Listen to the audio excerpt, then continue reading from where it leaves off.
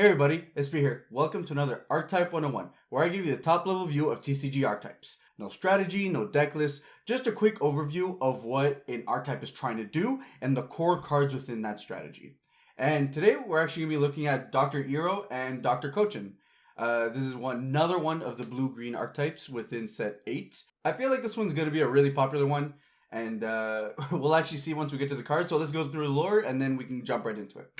So real quick, the two doctors come from the movie The World's Strongest. And Dr.Uiro is actually the brain that's like in the machine. And Dr. Kochin is his assistant. Essentially, what happened was that their lab, when they were doing their research, froze over. And Dr. Kochin's way of saving Dr.Uiro with his messed up body was to put his brain inside of a machine. When they were researchers, their goal was actually rule over the world with a modified human army. Now, many years later, once their lab has defrozen and they're able to get out and do what they want to do, Dr.Uiro had a newfound goal of finding the world's strongest body so that he can transfer his brain into it. That's all there really is much to it. The movies aren't always great places to get like deep lore. But essentially, this is the core of what these two are all about. They want to take over the world, and as a side plot, Dr.Uiro wants to get a new body, which is why he hunts down the Z Fighters. And it's where we see a lot of his frenzied warrior cards. They're part of his modified army. So, now that we've got the quick lore covered, let's jump right over to what is the deck trying to do. And, the deck does have a boss monster. It's got one big guy that really defines it. And right here we have the 6-drop Dr.Uiro Destruction Beam. So he's got Blocker, Deflect, and when you play him, you either get to take cards from your deck and put it under Dr.Uiro's lab, or you get to choose 6 cards in your drop area and put those under the lab. And then once per turn, when he activates Blocker, he can go back to active mode. So he basically has like dual Blocker. So this is the boss monster. He's not like super powerful. He's just a big body. He puts things under the lab. What's the lab? Well, the lab is this great 6-drop. Very first off, your battle cards can't be switched to rest mode by your opponent's skills. And only blue or green cards can put cards under the lab. It can't be removed by your opponent's skill. And for 2 energy, you get to choose one of your opponent's battle cards with an energy cost of 4 and place it under the card.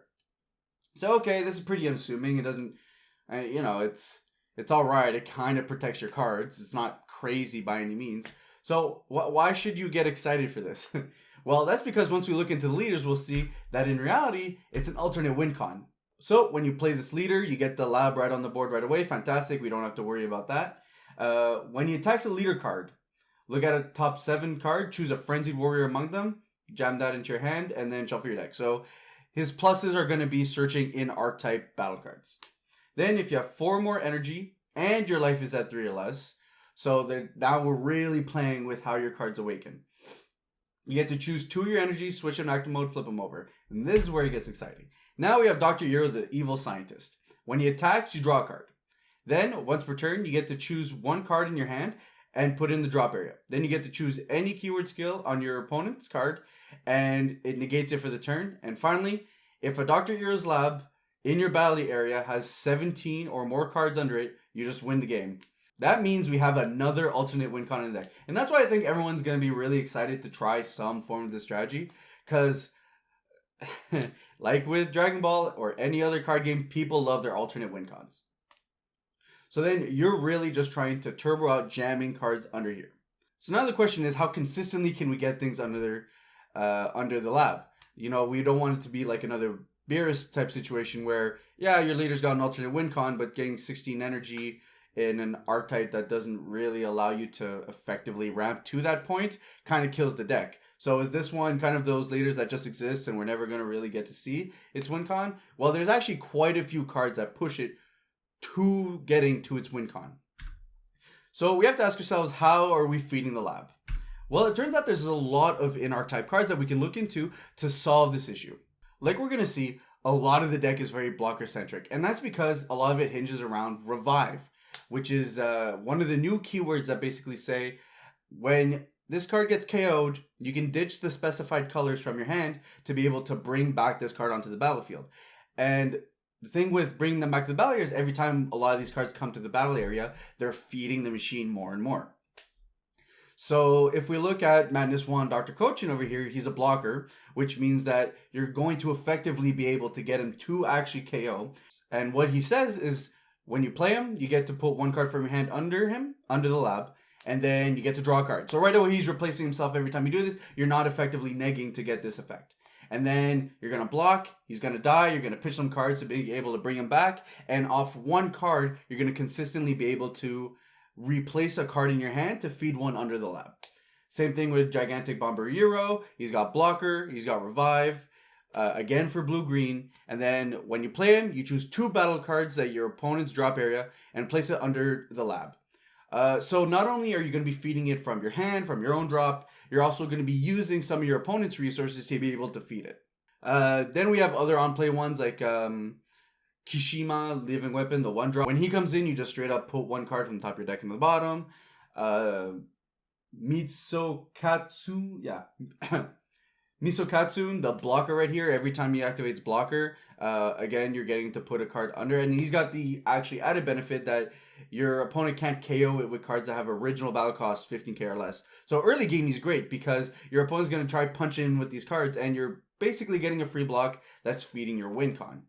We have the 2-drop Dr. Kochin, and what he does is comes to play, you go search out for a Frenzied Warrior, and if it's a 2-drop or less, you play it. So now you're getting this 2-drop, you're getting the 1-drop, you're feeding it more and more. So it's really easy to see that, you know, you have an effective turn-by-turn plan of 1-drop, I'm going to get to put a card under. You know, 2-drop, I'm going to be able to get a card under. 3-drop, I'm going to be able to get multiple cards under. And that's while your leader's also feeding it, while the lab itself can potentially remove cards and be able to feed itself.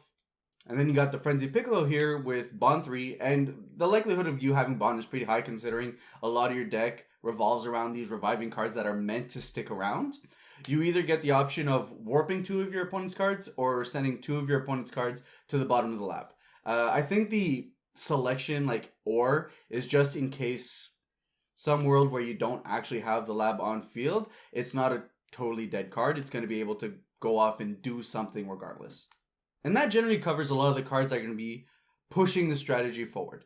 Now, because you're in blue-green, you have a lot of flexibility as to what cards you want to add in the middle of your strategy when you're building your deck. But these are the ones that are be really forcing, plus the endgame, I believe it's a 6-drop, that just jams 6 cards right away down in there to really push for that last. So in reality, before even getting to that endgame card, if you're able to get to 11, your next turn you should just insta-win. And that's not if your opponent's at a certain amount of life, it doesn't get rid, it just straight up says you win the game. And it's a lot more reliable alternate win con than we've had in the past. So then feeding all of this, there's also a decent number of consistency cards. Usually we'd see like 1 per archetype, potentially 2. But actually here there's quite a number of them that make sure that you're able to see the cards you need to see. Rise of Dr.Uiro over here is basically a free searcher. You can only activate 1 per turn, but you get to look at the top 5 and take a card, and if you did, you get to untap the energy. So it's essentially free. There's Bioman Living Weapon. You play him, you get to look up your top 7 for Dr.Uiro or a Dr. Kochin card, put that to your hand, and then shuffle your deck. So great. And then we have Dr.Uiro's Revival, where you get to choose up to 1 Dr.Uiro card in your drop area, and of cost of 4 or less, or play it. It's a 3-drop, and it has Desire. So, you know, in an odd world where you're playing a Shenron for some reason with the strategy, that you could play it for free.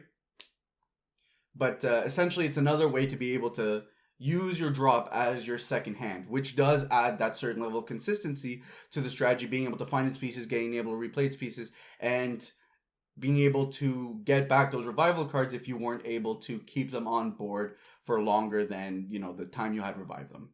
With that said, there's actually a lot of flex within the strategy, because while you have a lot of cards within the core strat that's trying to force getting 17 cards under the lab, you do have enough space to be able to really branch out. So I've seen a lot of decks that are going, you know, for a wider strategy. Some of them are going big with ramp and, hey, I just have an extra wincon on the side.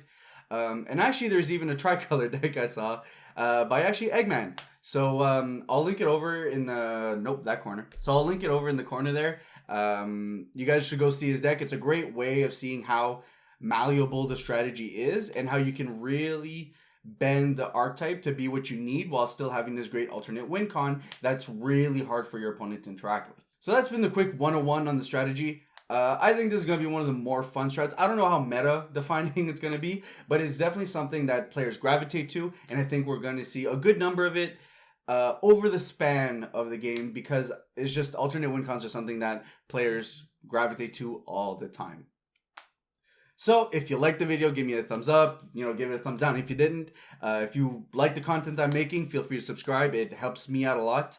And what do you think? What kind of deck are you planning on building with this strategy? Let me know in the comments down below, and I'll see you guys in the next one.